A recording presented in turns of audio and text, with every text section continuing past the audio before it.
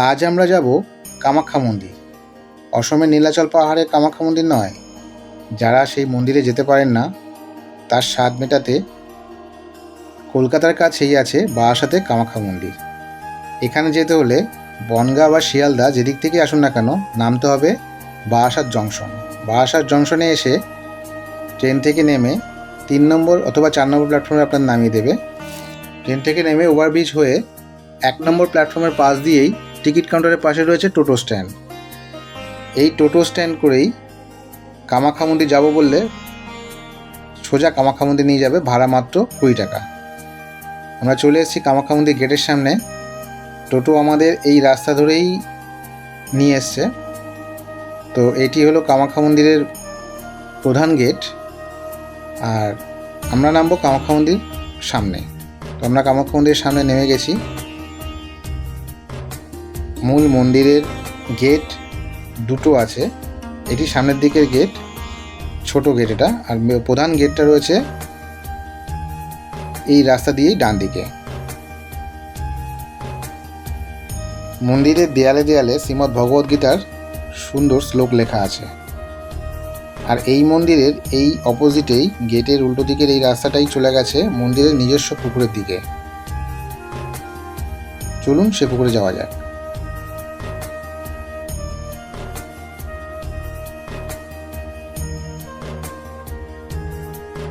এখানে কিন্তু নোংরা আবর্জনা ফেলা একদম নিষেধ। পুকুর ঘাটও বেশ পরিষ্কার পরিচ্ছন্ন। পুকুরটা কিন্তু অনেক বড়।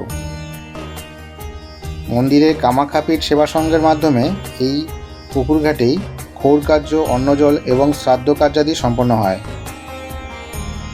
প্রয়োজনে এখানে যোগাযোগ করতে পারেন। মন্দিরের কার্যালয়ের অফিস নাম্বার আমি স্ক্রিনে দিয়ে দেবো।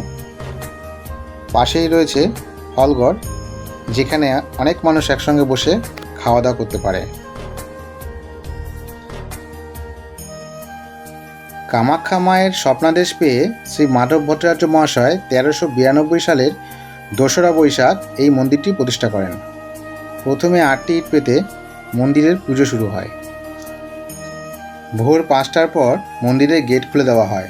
পুজো শুরু হয় 10টার পর থেকে। এটি মন্দিরের প্রধান গেট। বেশিরভাগ সময় সামনের গেটটাই খোলা থাকে, যেটা আপনারা একটু আগে দেখলেন। এইখানে মন্দির চত্বরে বাৎসরিক অনুষ্ঠান উপলক্ষে চলছে মেলা, 9 দিন ব্যাপী। প্রতি বছর 2রা বৈশাখ মন্দির প্রতিষ্ঠার দিনে মেলা অনুষ্ঠিত হয়, তাই এখানে নানা রকম স্টল আমরা দেখতে পেলাম।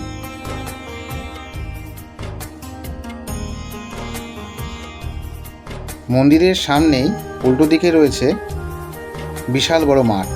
এই মাঠের পাশেই রয়েছে সত্যনারায়ণপল্লী বিদ্যালয়, এবং এই মাঠেই অনুষ্ঠিত হচ্ছে 9 দিন ব্যাপী নানা রকমের অনুষ্ঠান, যেমন শ্রীমদ্ ভগবত পাঠ, চণ্ডীপাঠ, কবিগান, বাউল সঙ্গীত, যাত্রাপালা, নামযজ্ঞ ইত্যাদি। প্রধান গেটের ভেতরে ঢুকেই মন্দিরের বাঁদিকে পড়ল রাধাকৃষ্ণ মন্দির। এই হলো রাধাকৃষ্ণ মন্দিরের বিগ্রহ।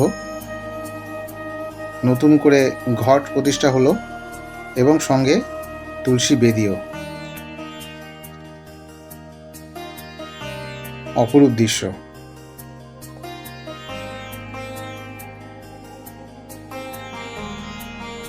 মা যেখানে থাকেন বাবা ভোলানাথ সেখানেই থাকেন। সামনে নন্দী মহারাজ। এখানকার ভোলেনাথের নাম আনন্দ ভৈরব। মন্দিরের বাঁদিকে রইল মন্দিরের কার্যালয়। এখান থেকেই ভোগের কুপন কাটতে হয়, অবশ্যই সকাল 10টার মধ্যে, আর ফোনে কুপন কাটা হয় না। ভোগ শুরু হয় 78 টাকা থেকে শুরু, এবং 251 টাকা 200 টাকা অবধি আছে। মূল মন্দিরের মায়ের ছবি তোলা নিষেধ, তাই এখানে নাট মন্দিরে যে ছবিটি রয়েছে মায়ের, সেই ছবিটিরই ছবি আপনাদের স্ক্রিনে দিলাম। মায়ের মন্দিরের সামনে রয়েছে বিশাল বড় নাট মন্দির।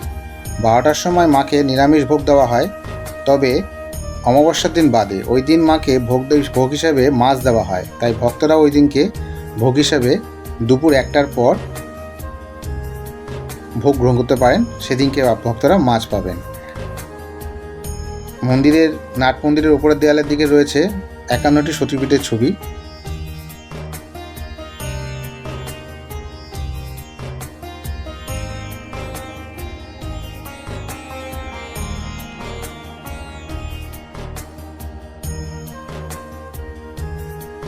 এটি হলো মায়ের মূল মন্দির। প্রতিদিন সকাল 10:30 থেকে পুজো দেওয়া শুরু হয়। চাইলে আপনারা মাকে শাড়ি দিতে পারেন, তবে মাকে শাড়ি পরাতে চাইলে মাকে বেনারসি শাড়ি পরানো হয়। তার জন্য অফিসের কার্যালয়ের কন্ট্যাক্ট নম্বরে বা এখানে এসে যোগাযোগ করতে পারেন, তারাই আপনাকে নির্দিষ্ট ডেট দিয়ে দেবেন। এটি হলো অন্নভোগের ঘর, যেখানে অন্নভোগ প্রস্তুত করা হয়। পূজা উপলক্ষে মাকে সংবর্ধনার জন্য ঢাকিরা ঢাক বাজিয়ে মাকে সংবর্ধনা জানাচ্ছে। 9 দিনব্যাপী এভাবেই মায়ের পুজো হয়।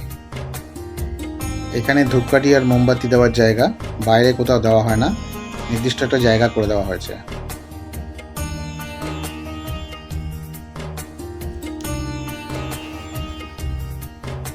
এখানে গোটা ফল এবং মিষ্টি দিয়েই পুজো হয়, কাটা ফল দিয়ে পুজো হয় না। যারা দীক্ষিত তারাই একমাত্র কাটা ফল দিয়ে এখানে পুজোতে পারেন। এটি একটি আমাদের নীলাচল পাহাড়ের কামরূপ কামাখ্যা গুয়াহাটি অসমের মায়ের মন্দিরের ছবি। প্রধান দরজার পাশেই সতীপীঠের ছবি রয়েছে এবং ঠান্ডা পানীয় জলের ব্যবস্থাও রয়েছে। মন্দিরের এই বাৎসরিক অনুষ্ঠানের দিন জনসভামূলক কাজও করা হয়, যেমনি চোখে পড়ল বিনামূল্যে হোমিওপ্যাথি চিকিৎসা। এবং মন্দিরের 42তম বার্ষিক উৎসব অনুষ্ঠান উপলক্ষে যেসব অনুষ্ঠানগুলো অনুষ্ঠিত হবে তাদের একটি চার্ট এই দেয়ালে লেখা আছে। মন্দিরের বাঁদিকের দেয়ালের দিকে সোজা গেলেই আপনারা দেখতে পাবেন টোটো স্ট্যান্ড, যেটি মন্দিরের প্রধান গেটের অপোজিটেই রয়েছে। ফেরার সময় এইখান থেকেই আপনারা আবার বাস স্টেশনে অথবা রেল স্টেশনে চলে যেতে পারেন, সেখান থেকে নিজের গন্তব্যস্থানে চলে যেতে পারবেন। খুব ইজিভাবেই যাওয়া আসা করা যায় এখানে। ছবিটা দেখে নিশ্চয়ই বুঝতে পারছেন। এটি হলো মায়ের মন্দিরের সামনের রাস্তা দিয়েই 10 পা গেলেই পড়বে রাধা গোবিন্দ মন্দির, তাই এটিও ভাবলাম আপনাদের একবার দর্শন করিয়ে দিই। এই রাধা গোবিন্দ মন্দিরের এটি হলো প্রধান গেট।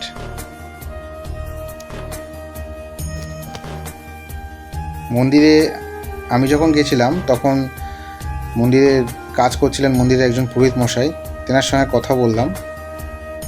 তিনি বললেন প্রতিদিন সকালে এখানে 11টার সময় পুজো দেওয়া হয়। রাধা গোবিন্দকে প্রতিদিন ফল ও মিষ্টি দিয়ে পুজো দেওয়া হয়, কিন্তু বিশেষ দিনে যেমন জন্মাষ্টমী, দোল পূর্ণিমা, অক্ষয় তৃতীয়ার দিন নিরামিষ অন্ন ভোগ দেওয়া হয়। চাইলে আপনারা এখানেও পুজো দিতে পারেন। সকাল 11টার পরে এখানেও পুজো দেওয়া হয়।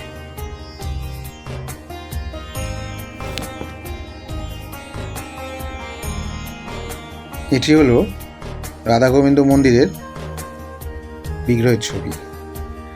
মন্দিরের পাশেই রয়েছেন মন্দির যিনি প্রতিষ্ঠা করেছেন গুরুদেব শ্রী মনোরঞ্জন গোস্বামীর সমাধিস্থান। নজরে পড়ল